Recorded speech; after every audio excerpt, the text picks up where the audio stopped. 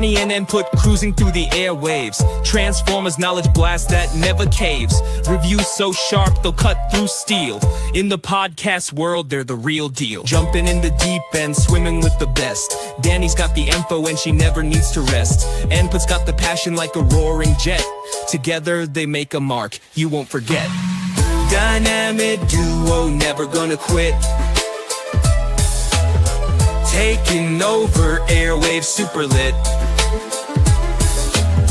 Transformers podcast bringing the heat. Every single episode can't be beat. That's right, every episode can't be beat. Welcome to the state of the Transformers fandom. We're bringing to you, voted on by the viewers, top 10 cartoons from the 90s. We're just going to share our favorite 5, I guess, and go through them. And yeah, I'm with the N to the dash to the PUT. Oh, man, you even did that better than me. Looks like we're tag teaming one more time, and we're about to set your spirit free. That's about the level, the extent of my rapping career right there. But as you guys could see, I'm mobbing once again with Danni. Holy crap, dude! Did you just get those done? My confidence goes up every time I'm with you. But yeah. Well, like you said, we're talking about the top 10 90s cartoons and what we feel is like the top 10. These aren't these are not in any specific order. We're not counting them down or anything. So basically what Danni did, she picked her top 5. I picked her favorite 5. Yeah, just the most meaning to me at the time, I guess I'd say. Yeah. And I did roughly the same thing. Real quick on the poll, probably something we should have addressed later on down, or before this episode. We're giving them a week. And then we're counting the votes after that week. So essentially think about it as, the polls close in a week after we post it, right? So that's we're trying to figure this out as best as we can. Well, this was one of those ones that people voted on. Right. What I'm saying is like when we did the polls. Oh yeah. Yeah, we this is what you guys voted for when we closed it, and then what we should have done is close the polls. I know we didn't. We're new at this, but we'll get it done, and then we'll add a new one, and then the other ones will still be on there, and we'll just keep cycling through. Yeah, and so that's what we're gonna do, man. I hope you guys are along for the ride, and I hope you guys enjoy the stay, because we ain't here for a long time. We just here for a good time. You know what I'm saying? That's right, baby. So, Danni, you got your top 5 90s cartoons. Yeah. What did you pick? Yeah, like I said, I kind of went from the heart, like just what had impact on me. I would say I put Batman the Animated Series just because it had such an impact on me as a kid. Like when it came out, because I was very young. But the thing was that really hit me hard was that. Like I really understood that Batman was like a person. Like he didn't have special powers like Spider-Man, kind of like Iron Man in a sense. But Iron Man was cool when I was a kid necessarily. But you know what I mean? Like it was like it really hit me. And the animation, everything about it, like the writing, it was dark. I thought it was I thought it was for adults as a kid, but it was for kids and adults. But you know what I mean? It just had like a. It scared me. Even like Two-Face and Clayface episode kind of freaked me out as a kid. And I'm not the biggest Batman fan overall. Like I like some of the Christian Bale shit with the Bane, and I know people don't like that one much, but I like Batman. Don't get me wrong, but it's like it's not like one of the biggest. It never stuck with me over time, but I just the whole setup for the show, the animated vibe, the writing, it just hit really hard, and I always remember it. So as a side note for this animated series, fantastic. This is one of my favorite cartoons of all time. One of favorite Batman anything. There's an I forget the name of the episode, but Batman is fighting a werewolf. And that episode was done by ACOM. And we know who ACOM is, like Transformers World. Yeah. Right? And so they went on to do, ACOM went on to do The Simpsons, and they've had an historic run on that. But when Batman, Warner Brothers or whoever got the test episode back from ACOM, they went ahead and I guess like contractually let them do it, but then they fired ACOM for how badly the animation was on that episode. Funny. I never liked Batman Beyond. I can get into it. I was older at the time, but I still think the art style for Batman Beyond is cool. Transformers Raw says, sorry I missed the poll. My top in this order. These aren't in any order, ours. They're just like what we picked. But yeah, Captain Planet. Yeah, I don't want to save the world. Animaniacs is funny. Yeah. Batman, what is that? The animated series? Oh yeah, then X-Men and then Beast Wars. That's cool. Yeah. But yeah, I mean, what did you think? Did this show though hit you like with the art style? Were you surprised when you first saw it, or this show, like the opening for this show hit me like a ton of bricks, dude, as a kid, because it was like they'd used the Danny Elfman '89 theme. They kind of reworked it. Shirley Walker kind of reworked it and then kind of made it her own or whatever. But everything about that opening scene, and then the title cards, just everything. 70s, 60s, or whatever kind of vibes those title cards, right? Yeah, 30s or something. Yeah, it's very old school film. That's awesome. Yeah, very old school, like 1940s, 50s style type of film to it. And that just really sucked me into it, man. And I absolutely adore this cartoon. To this day, it's fantastic. And there's so few little bad episodes in terms of art, but I don't feel like, or in terms of animation, but I don't feel like there's a bad episode in terms of writing. No, there's some stuff that I'm not as keen on. Some episodes, but there's lots that I just loved to death, especially like the Freeze. And I loved Poison Ivy. I thought she was really cool as a kid. Just the list goes on and on. Yeah, absolutely. And T-Talk Raw in the live chat said Exo Squad was fire as well. Yeah. And Exo Squad was fantastic too. Yeah, I never liked Exo Squad as a kid because I didn't like the idea of people in robots. I never was exposed to Gundam as a kid. I probably would have liked that more because it looked more like, I don't know. I don't like something with the mech stuff. Whatever I was into. Bart loves Exo Squad. It's one of his favorite. He has like all the figures boxed, opened, and all that. They're cool as hell. The toy lines, amazing. I'll have to do that too. 90s toy lines. Yeah, 90s toy lines would be good. I'll say this about Exo Squad as a side note. Yeah. When I rewatched it later on, like I watched it as a kid, and there's a lot of stuff, when you watch stuff as a kid, it kind of goes over your head. Mm-hmm. When I watched it, I was rewatched it, I was like 24 or so, and I was like, dang, this is really political. Like, totally. And then definitely, and then I found out that the creator of it is like hyper political. And I was like, oh, okay, well, that makes sense, right? Like, he's just so impassioned about it. So he just kind of put it in a kid's cartoon. It was so good. Skeleton Warriors, dude. You guys have taken all my honorable mentions right now, and I love it because it was Skeleton Warriors was so badass. What is it? Was it Prince Lightstar? That was his name? Was that his name? Yeah. I think so, right? Wasn't it? Yeah. Dude, that show was so cool. So good. T-Talk Raw in the live chat says Exo Squad touches some deep issues. Yeah, it does. Deep. Yeah. It was woke before it was cool. I'm just kidding, but Beast Wars. Like I said, another pick. I knew some of these you would pick, but I just thought that was easier. And the ones I thought we both would like that I picked, I just thought like you could get deeper with some of your picks because I was kind of one of those people too. The stuff I liked is what I liked, and I didn't give anything a chance at the time. So the stuff I picked was just basically whatever hooked me in that time. And Beast Wars, man, it came in a time like for me when I was just like. My family had money, like their business was going strong, and like I always wanted G2 figures, and my mom was like, we couldn't afford it all at the time. And then when Beast Wars came out, we went to I remember just going to the Toys R Us with her, and she's like, fill up the buggy, like just put all the figures in there that you want, basically. And I was like, not spoiled, but I was upset, like, here's a rat, here's a cheetah, here's a warthog, yay, you know what I mean? But then I got into the show came on, and it just blew me away. The storytelling, the animation was from the people that made Reboot in BC, Canada, where I live.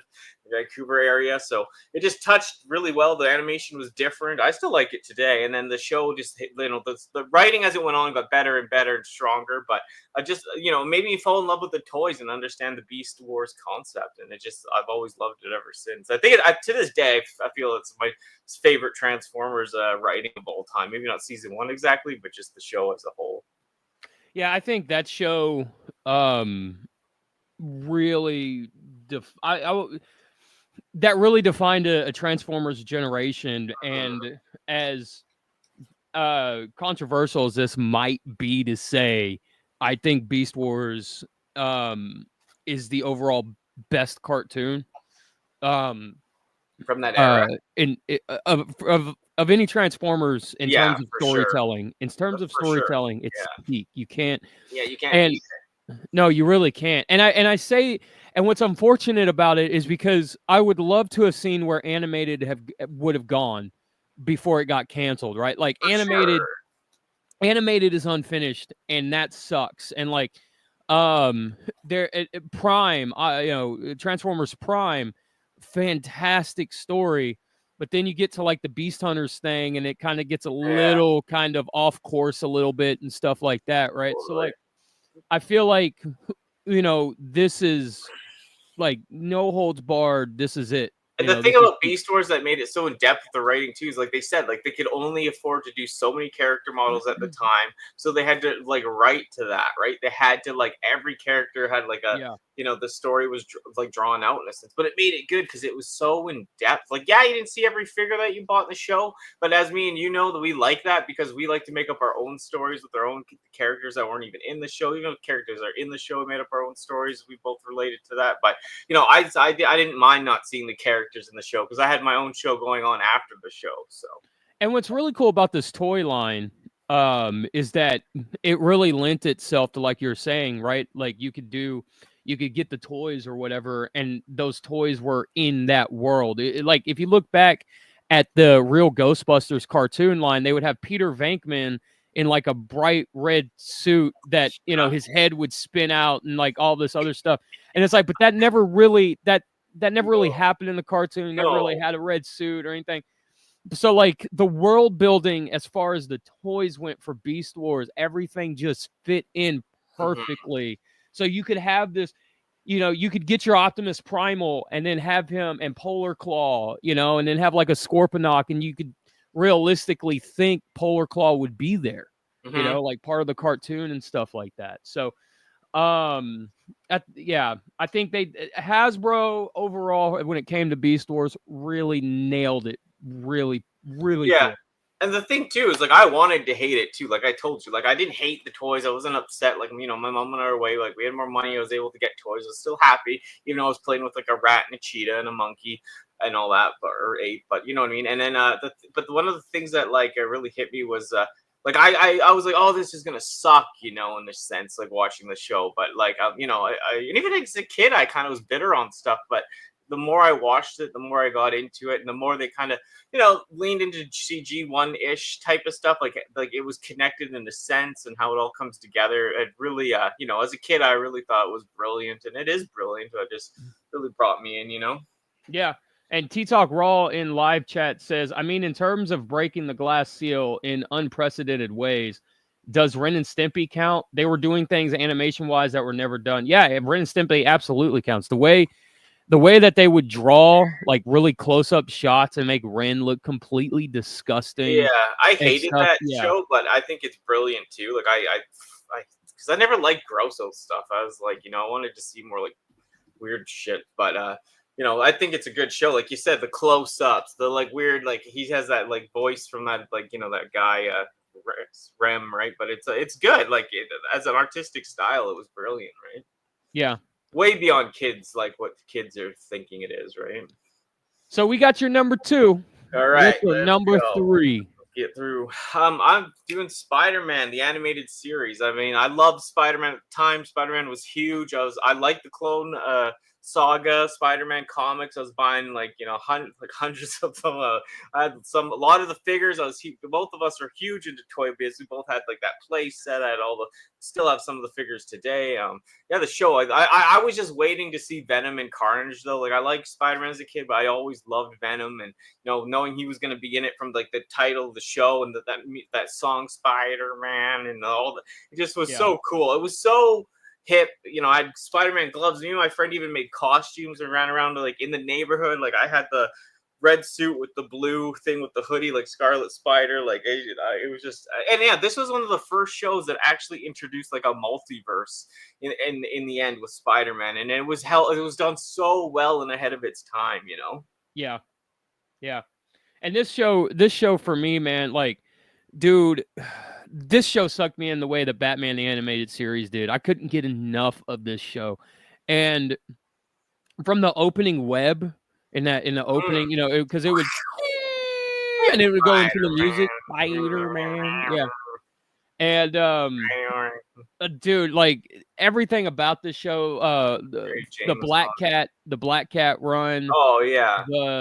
Like she's a super soldier and she gets Captain America's serum and stuff like that, and Green Goblin stuff. Oh yeah, dude. And then Hobgoblin being voiced by Mark Hamill. Yeah, perfect casting. Yeah, they made Hobgoblin kind of different too. Like I thought it was really cool the way they changed things. They tweaked in this for the times was amazing. Yeah, absolutely. This show was fantastic, and it goes into Spider-Man Unlimited, right? So like, it's kind of Spider-Man Unlimited is like hit or miss with some people. Yeah, but that cartoon I think is really good. It's just I feel like it kind of changed too much from what the 90s series had done, Yeah, and this 90s series didn't end properly, so I think that was another part of it. Like it just people were kind of like, what happened to Mary Jane and all that shit at the end, and then when the other thing came out, people were kind of like, like because they wanted the continuation, And not only that, dude, like in X-Men 97, we get a glimpse of 90s cartoon Peter Parker standing next to Mary Jane, like all lovey-dovey or whatever. And everybody now is like, how the hell did he get her back? I know. And like what the X-Men did with the new X-Men show, I hope they do. I wish they would discontinue the Spider-Man thing just for like, come on. I don't know what the rights are with all that, but it just would be nice to see some sort of conclusion. Feel like I have like PTSD from it still, to tell you the truth. Right. Give me like 8 episodes of 90s Spider-Man so we can figure out what happened to Mary Jane. Yeah, it doesn't have to be much, right? Yeah, that's it. Spider Slayer toy. The Spider Slayers themselves are so cool. It just goes on and on. We go all day, but gotta move the show along.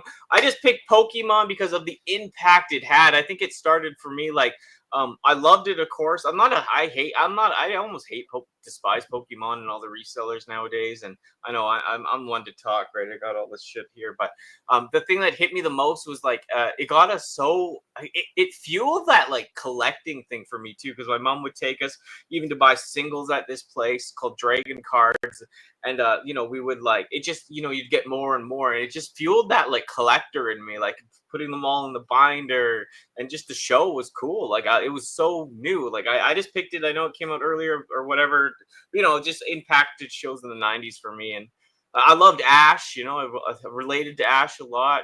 It was a fun show for its time, and it's still so popular today, which is crazy. I love the opening narration for the first episode. And it's all like, this is Ash. He's 10 years old. Like, but it's just like the voice, I know. Even the movie, man, like Mewtwo, and he's like it's so edgelord now, but I still love it. Yeah. He was just like, why am I here with Creed? I just loved it as a kid. Like I related to that, like just like how dark he was and like he couldn't understand himself. It was awesome. Yeah, dude, like, and Mewtwo being so self-aware in that movie was so yeah. That's like, and he's so self-aware. I related to that so hard. That's a good way to put it. Yeah, so good. So we got Pokemon, and we're on our way to Viridian City. 5. Like I said, it's not like that's I don't 4. think.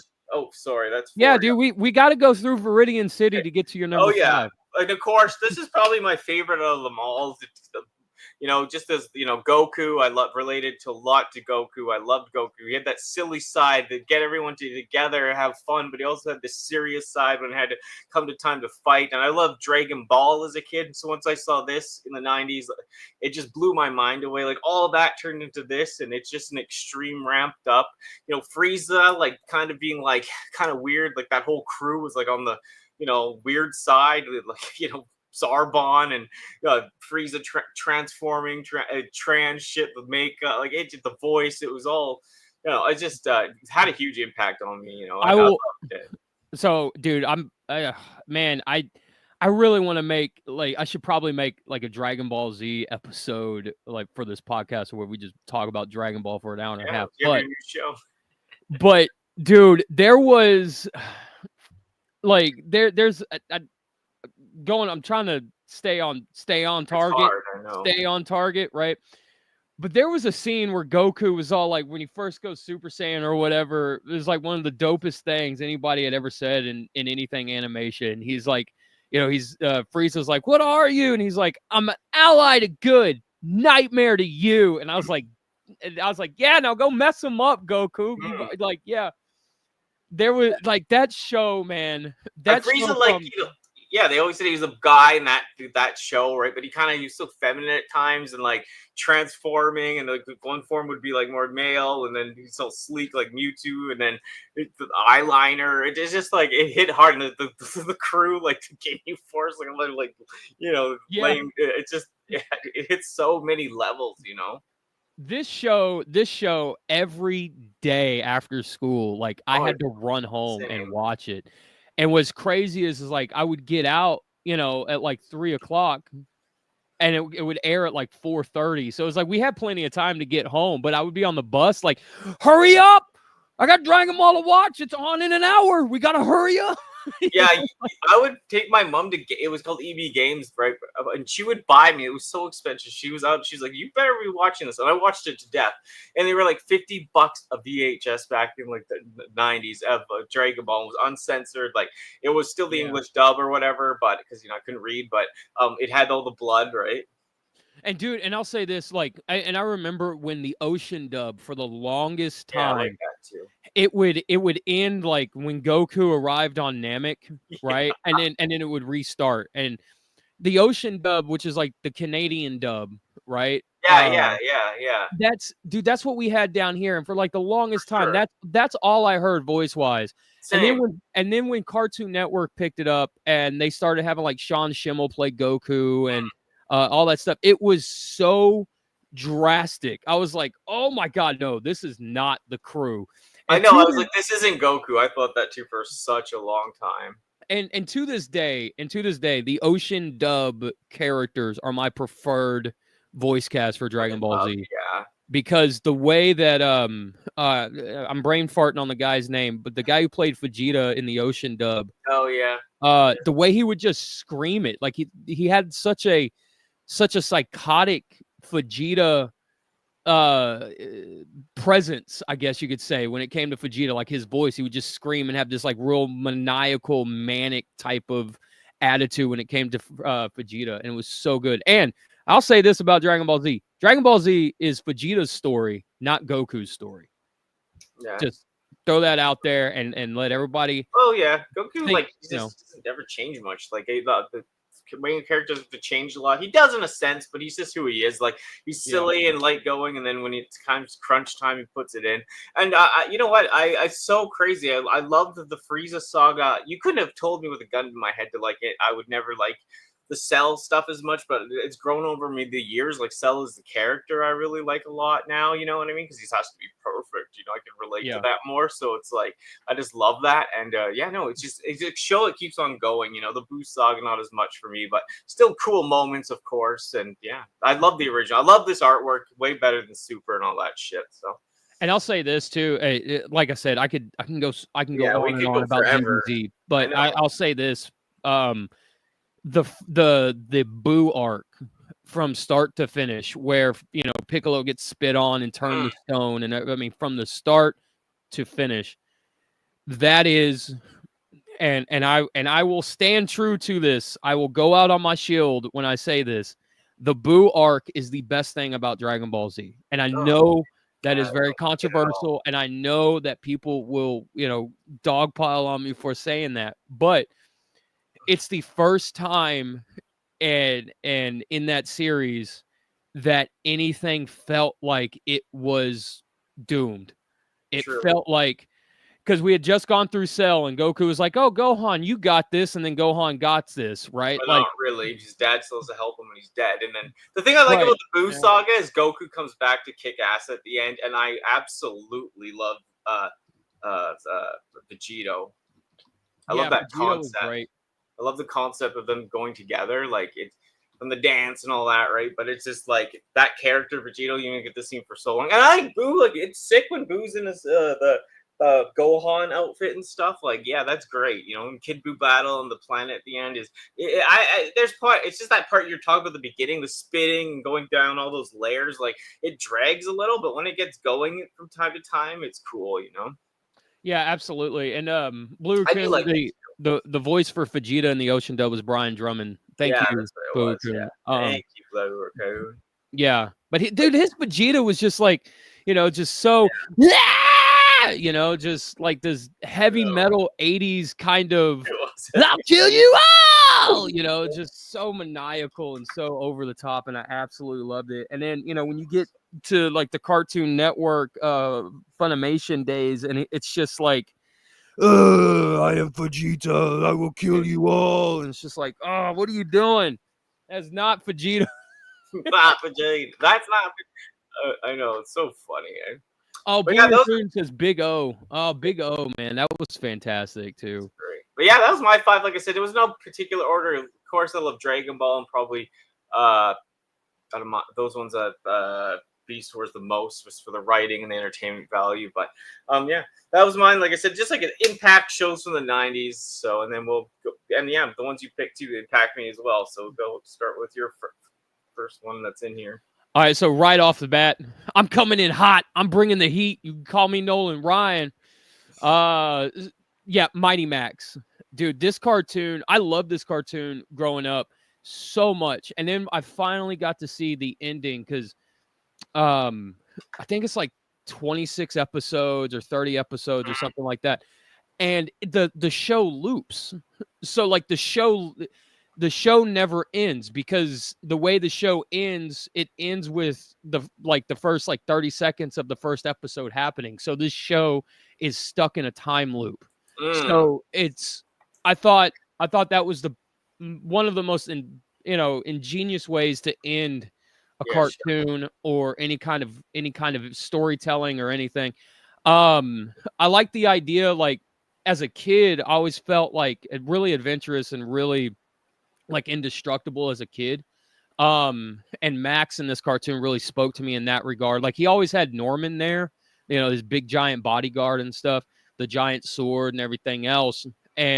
But he was still like, no, Norman, I got to do this. No, I can do this. Like kind of like pushing the protector away. And like I said, he was fearless. And as a kid, I could really relate to that. And if you haven't seen Mighty Max, last time I checked, it's on YouTube.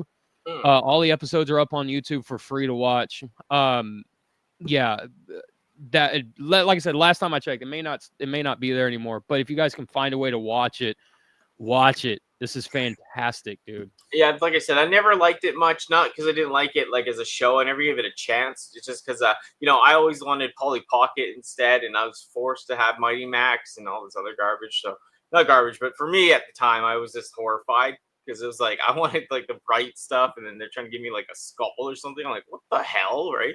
But it's just little personal thing with me, but I've seen episodes of it as I got older too, and I didn't mind it. It's just like it wasn't as catchy because it always brought out those weird feelings I had about like who I was, right? Okay, yeah. I know it's a little weird and deep, but yeah, just that's time. No, that's fine though. But that's fine.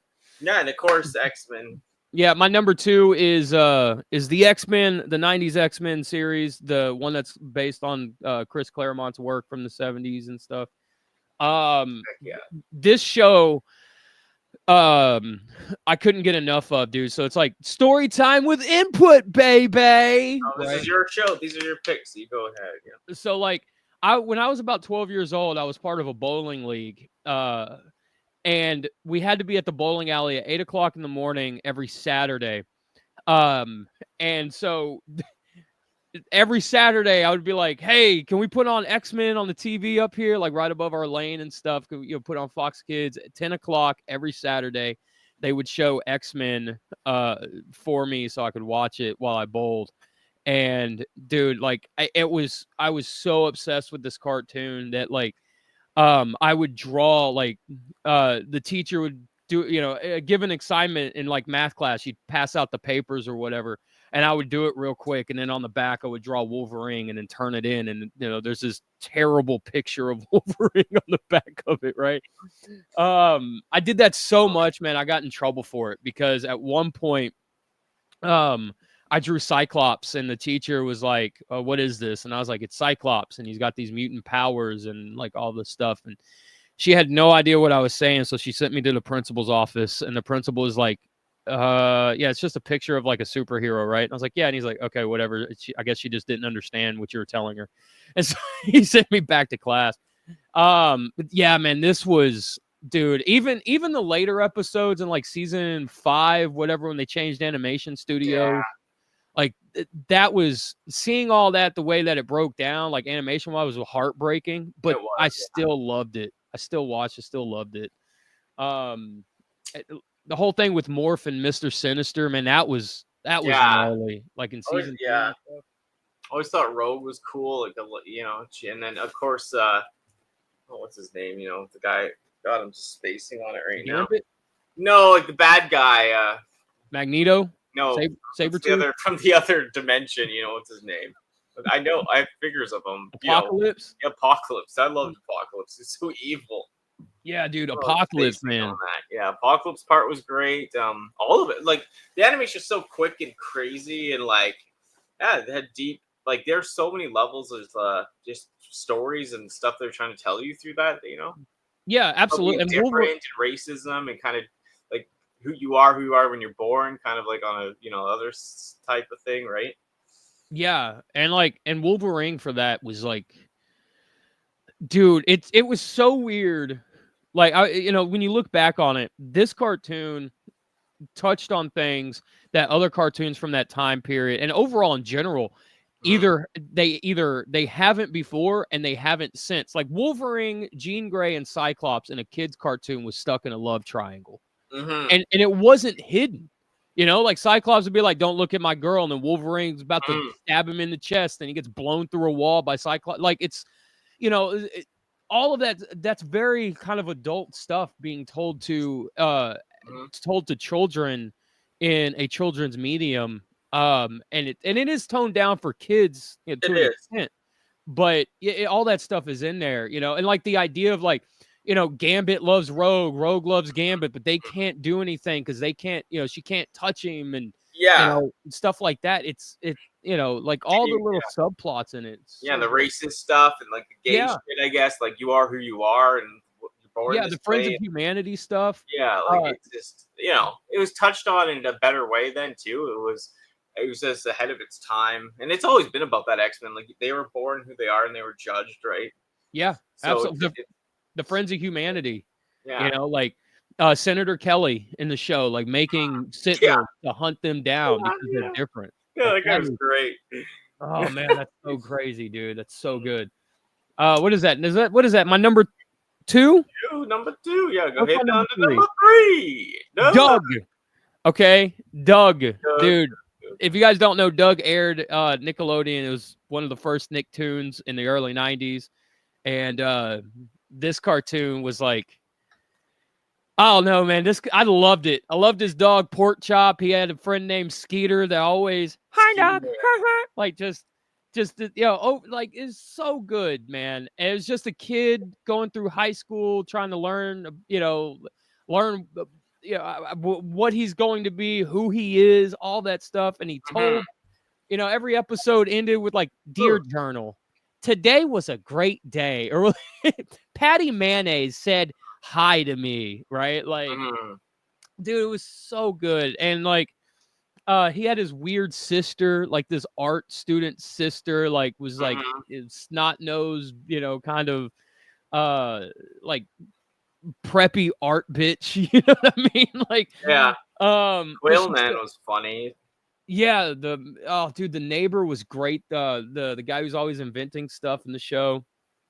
What Um what was the switch though when it? Because I remember in my head, like, did the art style switch too when it went to? yeah, so Disney bought the rights to Doug, and then Disney did their own continued the show. Yeah, they did. And they're the ones who did the Doug the movie. Yeah.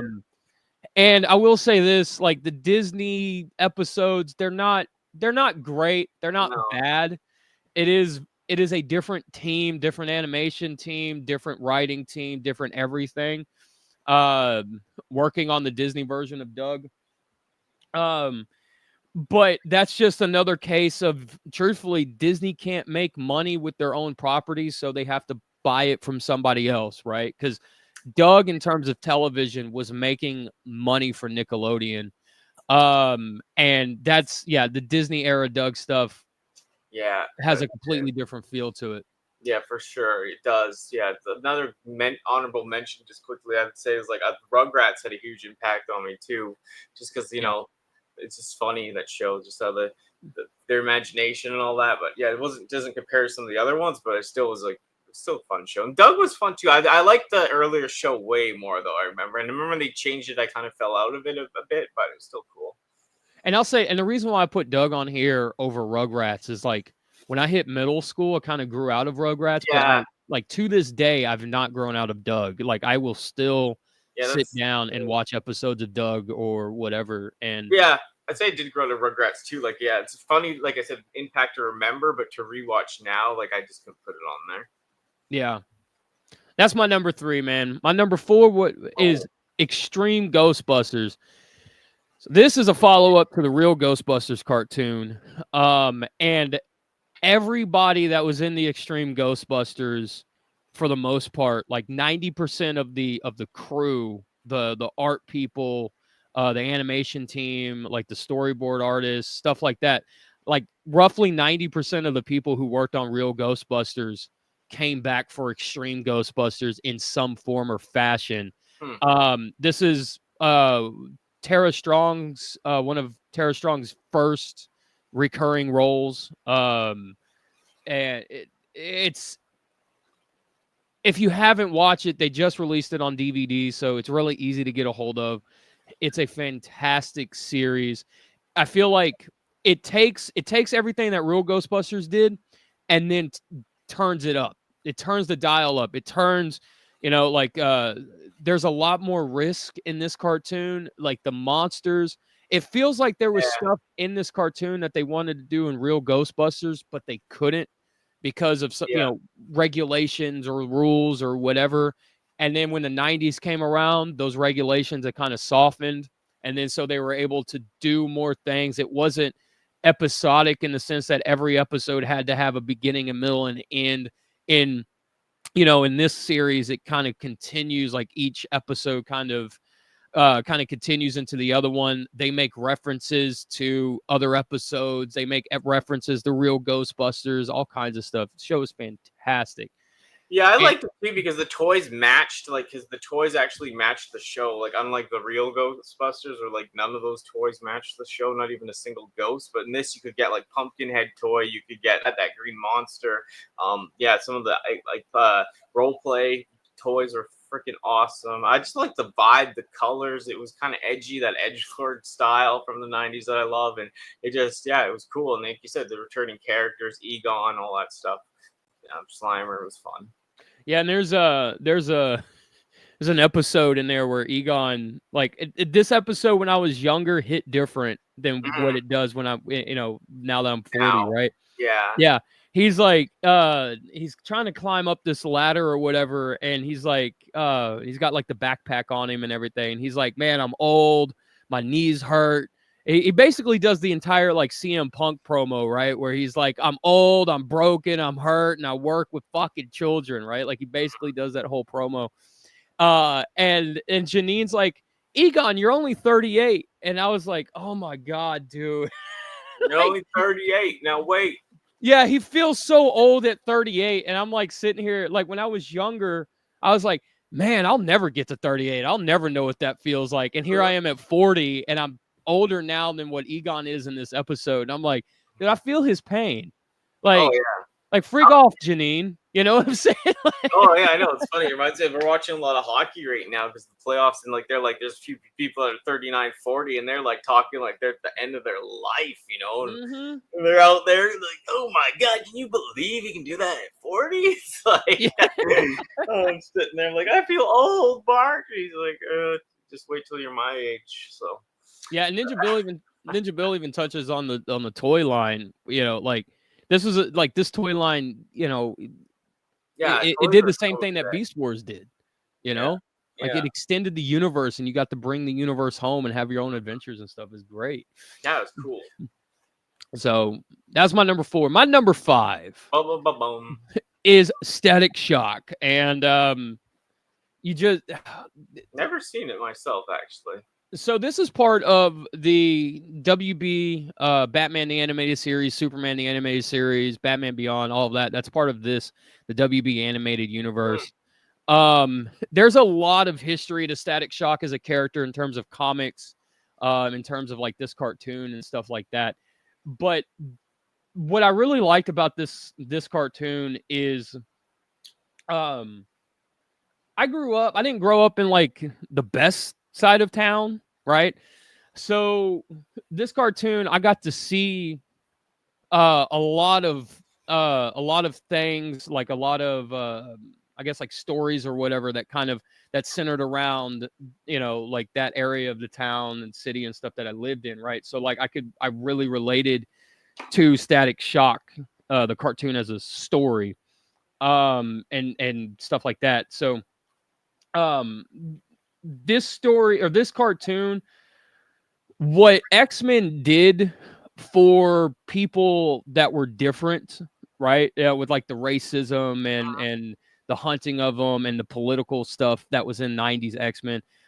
Static Shock did a kind of a similar thing for like inner city kids and stuff like that, right? Like it just like the stories and stuff, it was happening to people that, you know, in their area and around them and stuff like that. So it really brought a lot of awareness to that stuff. And I feel like Static Shock, if he would have gotten, if DC would just at that point in time would have capitalized on the popularity of Static Shock would have been Miles Morales before Miles Morales was even conceived, right? Like, but I will say Static Shock had to walk so characters like him could run.